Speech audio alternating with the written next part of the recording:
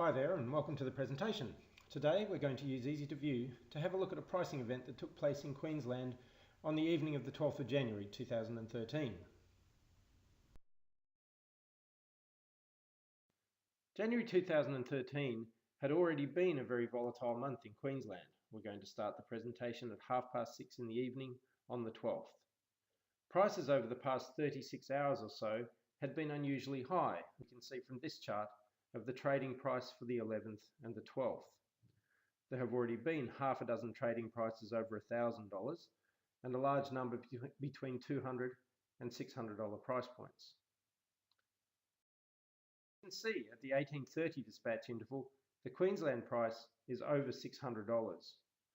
There are a few factors contributing to this. The interconnectors are constrained and are flowing at their limits. This has been a characteristic of the whole weekend so far and has served to limit the amount of lower priced power that can flow from the New South Wales generators into Queensland. We can see that the price in Queensland is separated from the price in New South Wales. There's also a transmission constraint affecting most of the units in Queensland. Let's have a closer look at this. The transmission constraint, known as 855871, affects the output from a large number of generators in Queensland. The flashing unit indicators on this slide show which units are affected.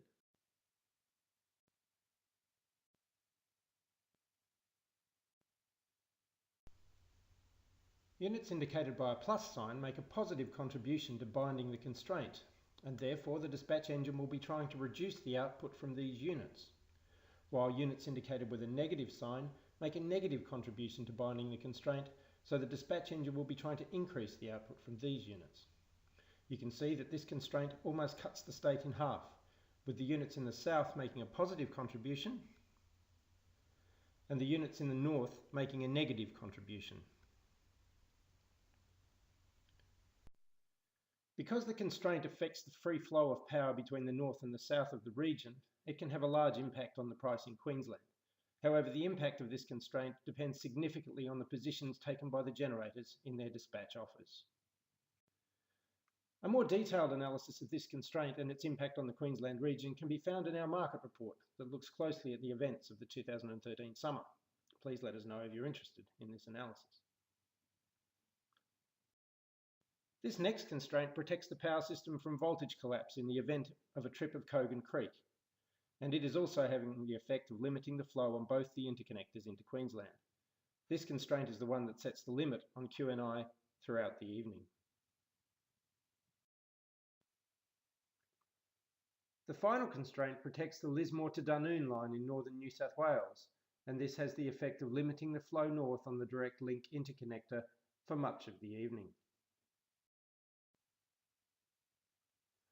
A final thing to note before we look at the chain of events for the evening is the volatile nature of the generator offers in Queensland over the past day. These bid stack charts show time along the x-axis, the number of megawatts being offered by the generators on the y-axis, and the price of the offers as the colours on the body of the chart. Contrast the many movements in the Queensland chart on the top with the much smoother look of the New South Wales chart below. This is a reflection of the large number of generator rebids that have been taking place in Queensland over the last day. At 18:35, the price in Queensland falls from $645 to $509. The 855871 constraint has unbound, but another reason for the change was a rebid from Mount Stewart. On this chart, we can see the merit order for the Queensland generators. The chart is focused into the $200 to $700 range, as you can see on the x-axis. On the y-axis, we have megawatts. And each of the bars on the chart represents the volume being offered at the particular price point.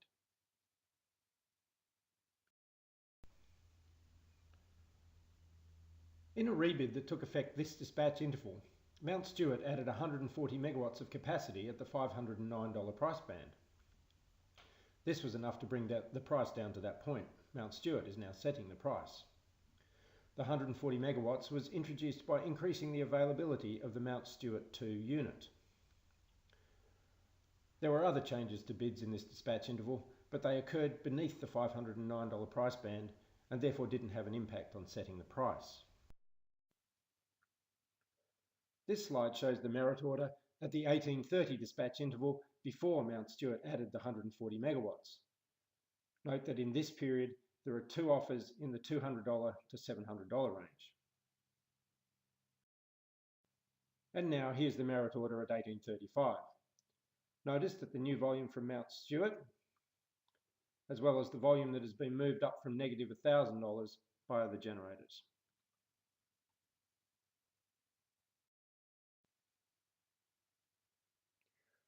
Another thing to note at the 1835 interval is that the Braemar 2 station has been ramping down. This detailed screen shows the generation from Braemar 2 over the last 24 hours, and you can see that there has been a fall of about 200 megawatts in the last hour or so. Only two of the units are still running at this point. If we look at the offers, we can see that Braemar 2 has been progressively moving its volume into higher price bands.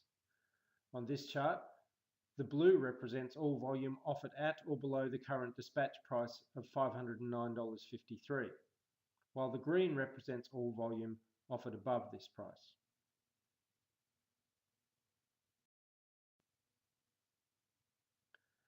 In the 1835 dispatch interval, Braemar 2 has moved 165 megawatts from negative $1,000 to higher price bands. 85 megawatts of this have gone to $12,500. And the rebid reasons show that the prices are being adjusted to manage the station's output in the presence of constraints and to manage the limited gas supplies that are available to the station. The pattern of offers from Braemar 2 has changed significantly over the last 2 days. If we look at the last 20 days, we can see the previous pattern was quite stable when compared to the behaviour from the 10th onwards. While we're only looking back 20 days on this chart, the stable pattern is typical of Braemar 2 for almost the entire year, with only one or two exceptions.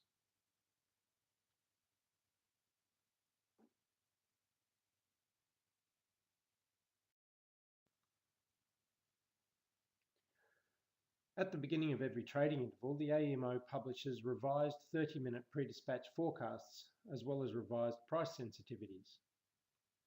Note that the Queensland price is forecast to stay below $730 for each dispatch interval, with a trading price forecast for the current interval of $646.21.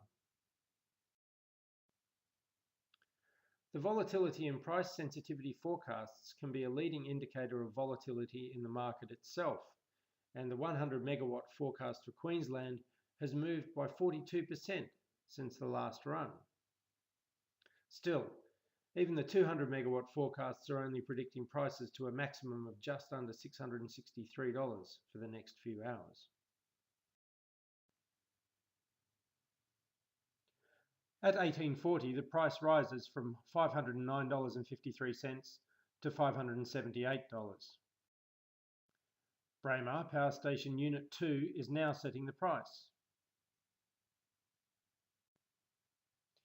Stanwell is above Braemar in the merit order, with an offer at $1,595.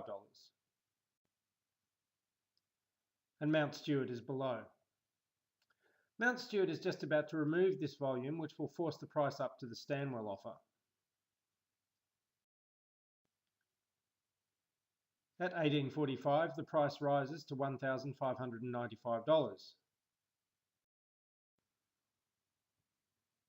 Mount Stewart has removed 140 megawatts from the $509 price band.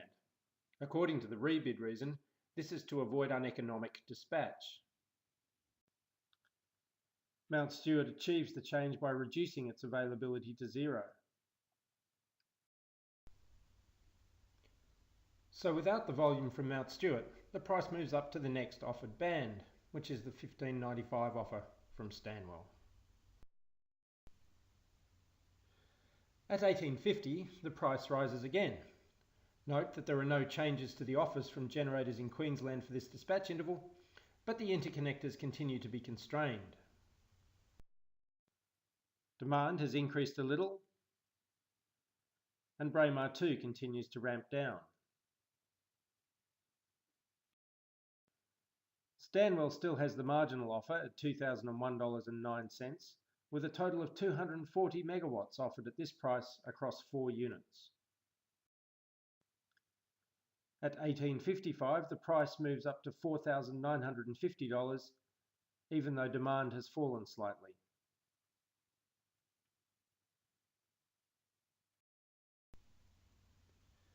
If we look at the merit order, the reason for the price rise becomes clear. Stanwell has rebid all 4 units. All the volume has been moved out of the $1,595 and $2,001 price bands and up into the $4,950 price band. This is now the price in Queensland. The rebid reason is that the Queensland price is higher than had been forecast in pre-dispatch.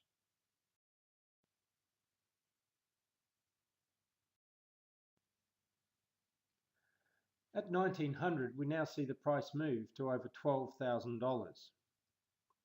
There's been a small increase in demand and a small reduction in capacity from Callide B. Looking at the merit order, we can see that the price has moved from the previous Stanwell offer to an offer from Yabulu. The intervening offer from Braemar 3 is not sufficient to set the price. Because Braemar 3 is not currently running, and it will take 7 minutes to synchronise, so therefore it can't contribute to addressing demand in this dispatch interval. So we've just seen how some relatively small changes in demand and supply, combined with rebidding behaviour from a number of generators over a series of dispatch intervals, can lead to some fairly large changes in price. In the case we've looked at here, constraints on the interconnectors limited the imports of cheaper power from New South Wales. But apart from that, constraints didn't play a large role in the price event. This is somewhat unusual, as most of the pricing events in Queensland over the summer of 2013 were associated with binding constraints, and in particular with the 855-871 constraint.